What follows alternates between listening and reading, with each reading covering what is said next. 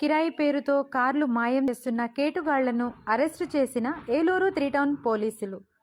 కార్లు కిరాయికి తీసుకొని వాటిని వేరే వాళ్ల దగ్గర తాకట్టు పెట్టి జల్సాలు చేస్తూ కారు యజమానులను బెదిరింపులకు గురిచేస్తున్న నిందితుల అరెస్టు, కార్లు స్వాధీనం. నిందితులను మీడియా ముందు హాజరుపరిచిన పోలీసులు. మీడియా సమావేశంలో కేసు వివరాలు వెల్లడించిన ఏలూరు డీఎస్పీ శ్రావణ్ కుమార్. సమావేశంలో పాల్గొన్న 3 టౌన్ సిఐ కోటేశ్వరరావు, ఎస్ఐలు ప్రసాద్, రాంబాబు.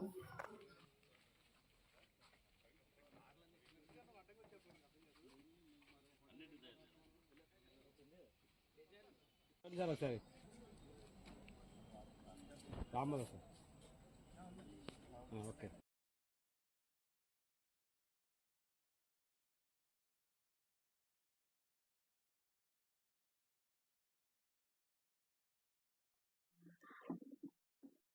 అందరికీ నమస్కారం. మీడియా మిత్రులందరూ కూడా నమస్కారం.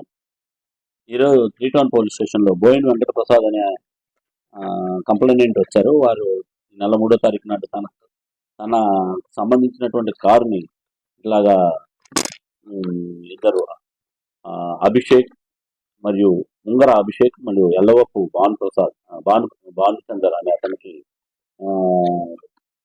వాళ్ళు కారును రెంట్కి తీసుకొని తర్వాత నెలకి 20,000 రూపాయలు ఇస్తామని చెప్పిన విషయం మీద వాళ్ళకి అద్దెకిచ్చారు. అయితే అతను ఒక నెల చెల్లించి 2వ నెల నుంచి వాయిదాలు చెల్లించకుండా తప్పించుకుంటూ కారు కూడా కనపడకుండా చేశాడు. ఈ కారు ఏమైంది ఏంటని అడిగితే సరైన సమాధానం చెప్పబోయే తనకి ఇతను మోసం చేసి తన కారును మాయం చేశాడని తెలుసుకున్న తర్వాత 3 టౌన్ పోలీస్ స్టేషన్లో రిపోర్ట్ చేయడం జరిగింది.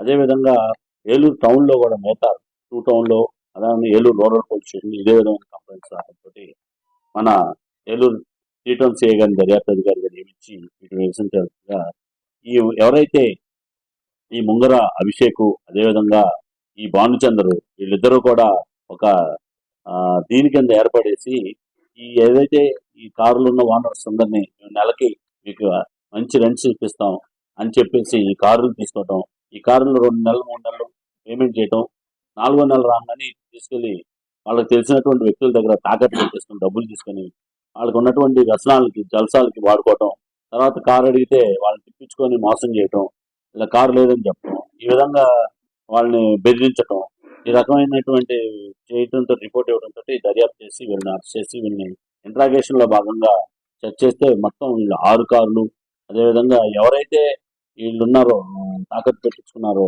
తాకట్టు ఎందుకు పెట్టుకున్నారని వాళ్ళని కూడా ప్రశ్నిస్తే సార్ మా అబ్బాయికి హెల్త్ బాగోలేదని చెప్పి ఒకళ్ళు అలానే రకరకాల పేర్లు చెప్పి వాళ్ళకి కాగితాలు తెచ్చిచ్చేస్తాము ఒక 2 రోజుల్లో 4 రోజుల్లో అని చెప్పేసి వాళ్ళకి కార్లు పెట్టి డిఫరెంట్ వ్యక్తుల దగ్గర కార్లు పెట్టి వాళ్ళు డబ్బులు తీసుకోవడంతో ఈ మోసం చేసిన అలానే బెదిరింపులు గురి చేస్తున్నటువంటి ఈ మోసగాళ్ళని ఈ రోజు నాడు అరెస్ట్ చేయడం జరిగింది.